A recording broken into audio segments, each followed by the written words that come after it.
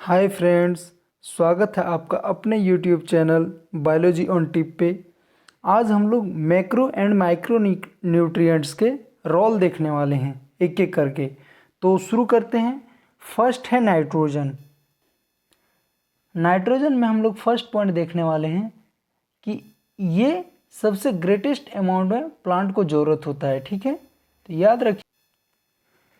तो second point हम लोग देख रहे हैं कि किस फॉर्म में ये एब्जॉर्ब्ड होता है। तो मेनली याद रखिएगा, ये मेनली NO3- के फॉर्म में एब्जॉर्ब्ड होता है। कुछ अमाउंट में NO2- फॉर्म में और NH4+ में एब्जॉर्ब्ड होता है।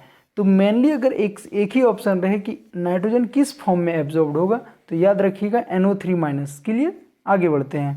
थर्ड पॉइंट में हम लोग देखने वाले हैं कि ये सारे प्लांट पार्ट को ज़रूरत होता है। ठीक है, नाइट्रोजन एक ऐसा एलिमेंट है जो सारे प्लांट्स पार्ट को ज़रूरत होता है, पर्टिकुलरली जो मेरिस्टेमेटिक टिश्यू होंगे और मेटाबॉलिकली एक्टिव सेल्स का स्पेलिंग गलत है, इसको सही कर लीजिएगा, CELLS। क्लियर,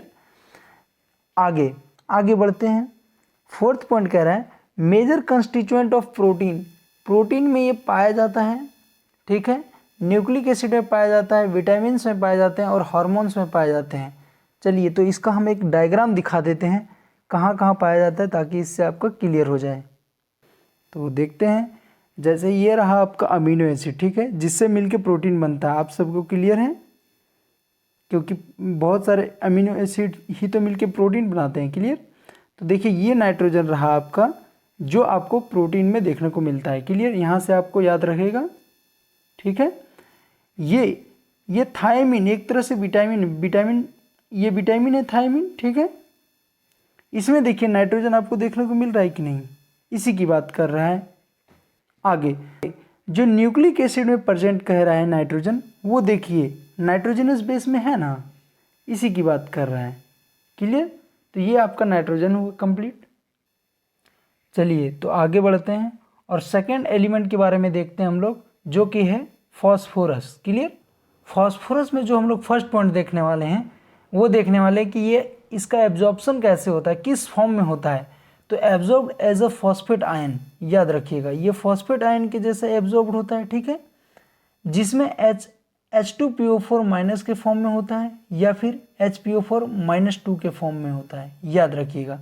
आगे बढ़ते हैं, आगे बढ़िएगा। तो इसका सेकेंड पॉइंट कह रहा है कि कंस्टिट्यूएंट ऑफ सेल मेम्ब्रेन, सारे सेल मेम्ब्रेन में पाए जाते हैं, जो सेल मेम्ब्रेन होंगे उसमें पाए जाएंगे। ठीक है, कुछ प्रोटीन्स में पाए जाएंगे और सारे न्यूक्लिक एसिड में पाए जाएंगे। जो अभी हम कुछ देर पहले डायग्राम दिखाए थे न्यूक्लिक एसिड का, उसमें जो फॉस्फेट ग्रुप जुड़ता है वो उसमें फॉस्फोरस होता है। क्लियर, आगे बढ़ते हैं। इसमें थर्ड पॉइंट देखते हैं, required for all phosphorylation reaction, जितने फॉस्फोराइलेटेड रिएक्शन होते हैं, जैसे कि ग्लाइकोलाइसिस जब आप पढ़ रहे थे तो उसमें दो जगह आता है फॉस्फोराइलेटेड रिएक्शन। क्लियर, जैसे ग्लूकोज से ग्लूकोज 6 फॉस्फेट जो बना रहे थे, तो वहाँ पे जो आ रहा था वो एक फॉस्फोराइलेटेड रिएक्शन है और फॉस्फोरस का यूज होता है। हम न्यूक्लिक एसिड और न्यूक्लियोटाइड में हम आपको दिखाते हैं कि फॉस्फोरस कहाँ था। तो ये देखिए, ये आपका न्यूक्लिक एसिड है, न्यूक्लियोटाइड है, जिसमें ये रहा आपका फॉस्फोरस। क्लियर, जिसमें फॉस्फेट ग्रुप जो जुड़ा रहता है तो उसमें फॉस्फोरस रहता है। फॉस्फोरस का अगला पॉइंट कहता है कि ये जो एनर्जी रिलेटेड कंपाउंड्स होते हैं उसमें भी इसका इन्वॉल्वमेंट होता है। क्लियर, जैसे ATP है। क्लियर, ATP क्या होता है, एडिनोसिन ट्राइफॉस्फेट। अब ATP जब बनता है तो उसमें ये जो P है फॉस्फोरस को इंडिकेट कर रहा है। क्लियर, याद रखिएगा। चलिए आगे बढ़ते हैं। तो थर्ड एलिमेंट हम लोग देखने वाले हैं पोटेशियम। क्लियर, तो हम लोग उसमें फर्स्ट पॉइंट देखने वाले हैं कि किस फॉर्म में ऑब्जर्व्ड होता है।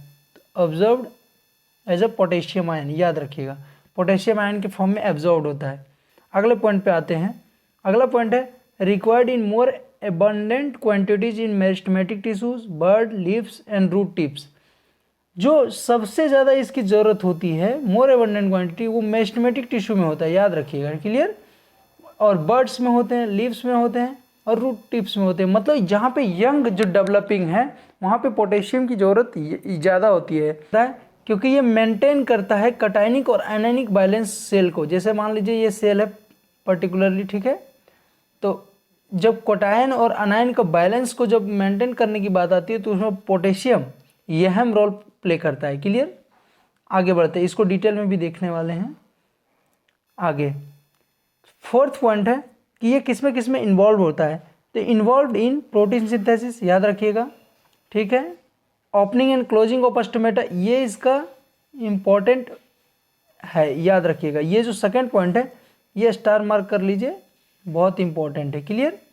आगे बढ़ते हैं। एक्टिवेशन ऑफ एंजाइम, कुछ एंजाइम को एक्टिवेट करता है, और maintenance of turgidity of cell, turgidity of cell को मेंटेन करता है। मतलब एक से ऐसे समझिए कि ये एक सेल है, ठीक है, ये सेल नॉर्मल है। अब इसमें अगर वाटर अंदर आता है, H2O जो कि अंदर आता है, तो ये सेल जो मेंटेन करता है टर्जिडिटी, फूला हुआ रहता है, ये इसको मेंटेन करता है। ये पोटेशियम आयन के कारण होता है। क्लियर? आगे बढ़ते हैं। अगला एलिमेंट हम लोग देखने वाले हैं जो कि है कैल्शियम। कैल्शियम में हम लोग फर्स्ट पॉइंट देखने वाले हैं कि ये किस फॉर्म में एब्जॉर्ब होता है, तो absorb as a calcium ion, याद रखिएगा। कैल्शियम आयन के जैसे एब्जॉर्ब होता है, जिसमें ये +2 रखता है। क्लियर? आगे बढ़ते हैं। सेकेंड पॉइंट कहता है required by meristematic and differentiated tissue, जो मेरिस्टेमेटिक टिश्यू होते हैं, जो डिवीजन जिसमें होगा वो सेल, एक तो होता है परमानेंट, एक होता है मेरिस्टेमेटिक।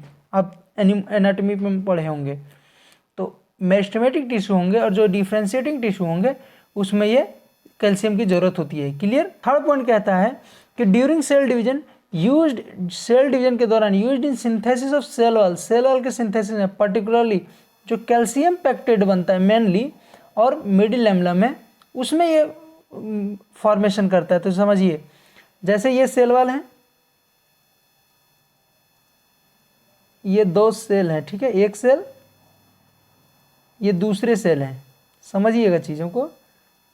तो ये जो सेल को जोड़ रहा है इसको मिडिल लैमेला कहते हैं। ये जो मिडिल लैमेला है ये कैल्शियम पैक्टेट का बना होता है। क्लियर? याद रखिएगा, कैल्शियम पैक्टेट का। ठीक है, आगे बढ़ते हैं। यहाँ अगला पॉइंट है कि also needed during the formation of mitotic spindle. तो इसमें कह रहा है कि जो माइटोटिक डिवीजन होता है उसमें जो माइटोटिक स्पिंडल बनते हैं वो कैल्शियम की मदद से बनते हैं, याद रहेगा। आगे बढ़ते हैं। अगला इंपॉर्टेंट पॉइंट है कि एक्यूमुलेट्स इन ओल्डर लीव्स, जो पुराने लीव्स होते हैं, जो ओल्डर ज़्यादा एज के होते हैं, उसमें ये एक्यूमुलेट होता है। ये याद रखिएगा कि कहाँ पे एक्यूमुलेट होता है, ये इंपॉर्टेंट है, पूछा जा चुका है। आगे बढ़ते हैं।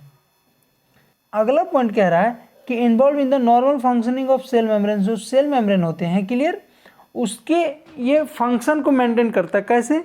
ये बेसिकली सेल परमेबिलिटी जो होता है उसको मेंटेन करता है। क्लियर? तो जो सेल परमेबिलिटी होता है उसको मेंटेन करके ये सेल के फंक्शन को भी मेंटेन कर लेता है। आगे बढ़ते हैं। अगला पॉइंट कह रहा है कि एक्टिवेट सर्टेन एंजाइम, कुछ एंजाइम को ये एक्टिवेट करता है। क्लियर? याद रखिएगा, कुछ एंजाइम को ये एक्टिवेट करता है। आगे, और सबसे इम्पॉर्टेंट काम है कि play an important role in regulating metabolic activity, जो मेटाबॉलिक एक्टिविटीज होता है उसको ये रेगुलेट करता है। तो 2 काम इसका याद रखिएगा जो काफ़ी इंपॉर्टेंट है। एक्यूमुलेट इन ओल्डर लीव्स, ठीक है, याद रखिएगा। और नॉर्मल फंक्शनिंग सेल मेम्ब्रेन का करता है, कैसे? सेल परमेबिलिटी को मेंटेन करता है।